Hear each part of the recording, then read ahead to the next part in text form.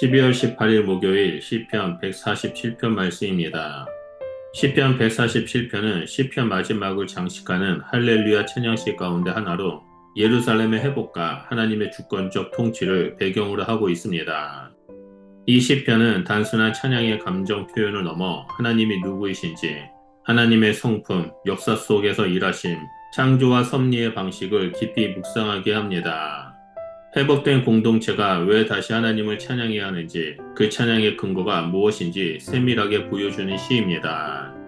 특히 시편 147편은 깨어진 마음을 고치시는 하나님과 별들의 수를 세시고 이름을 부르시는 하나님이라는 극단적 대비를 통해 하나님이 얼마나 강대하시며 동시에 얼마나 인격적으로 가까우신지 두 축을 동시에 제시합니다.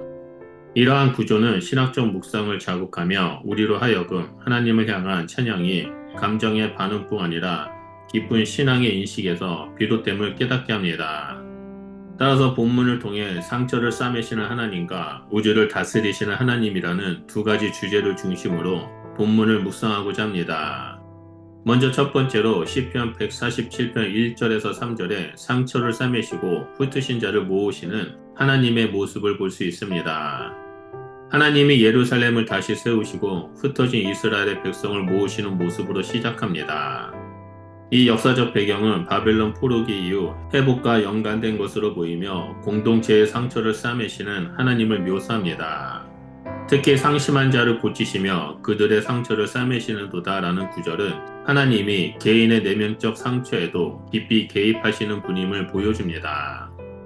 히브리어로 상심한 자는 문자적으로 부서진 마음, 산산조각난 마음을 의미하며 단순한 슬픔 이상의 영혼의 붕괴 상태를 가리킵니다.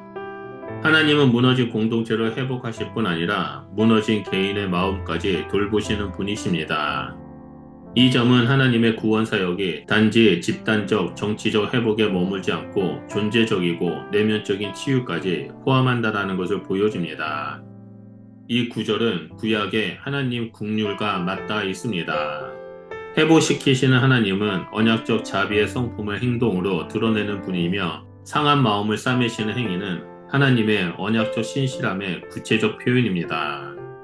둘째로 4절에서 5절에 별들을 세시고 이름을 부르시는 하나님의 모습을 보여줍니다.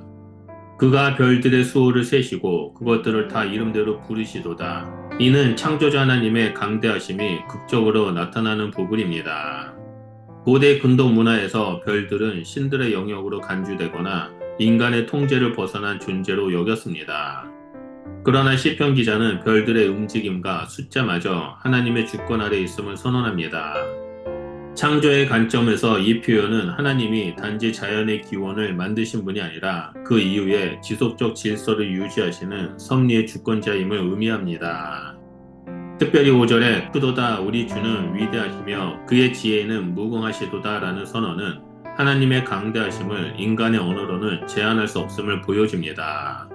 이름을 부리신다라는 표현은 하나님과 창조물 사이의 인격적 관계를 암시합니다. 히브리 사상에서 이름을 부른다라는 것은 단순한 호칭이 아니라 존재를 아시는 것, 관계를 맺는 것, 주권적 통치의 표현입니다. 곧 하나님은 우주의 질서를 유지하는 분이시면서도 각 존재를 인격적으로 알고 계시는 하나님이십니다. 마지막 세 번째로 8절에서 11절에 하나님의 섭리와 인간의 의존이 나옵니다.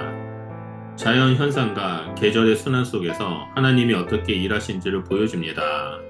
비를 내려 풀을 자라게 하고 짐승에게 먹을 것을 주시며 까마귀의 새끼 육성까지도 돌보시는 하나님은 창조 세계 전반을 세밀하게 돌보십니다.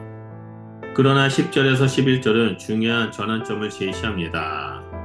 여호와는 말의 힘을 기뻐하지 아니하시며 여호와는 자기를 경외하는 자와 그의 인자하심을 바라는 자들을 기뻐하시는도다.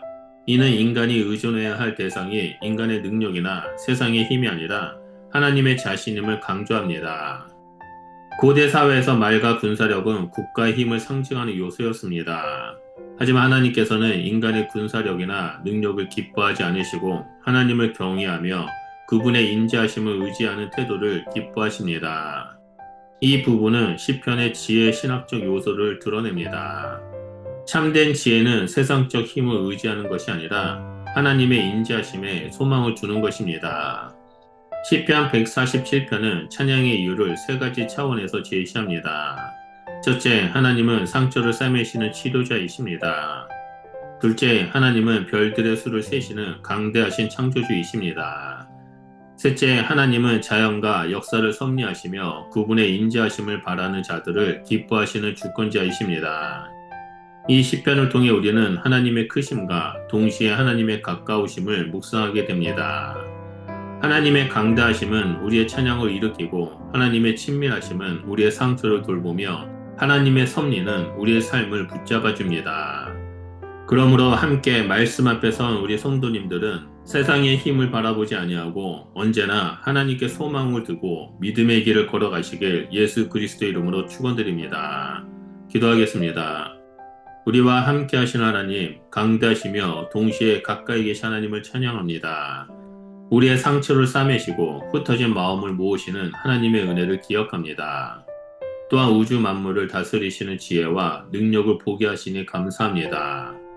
우리의 소망을 인간의 힘에 두지 않게 하시고 하나님의 인자심에 기대는 자가 될 수 있도록 우리와 늘 함께하여 주시옵소서. 예수님 이름으로 기도드립니다. 아멘.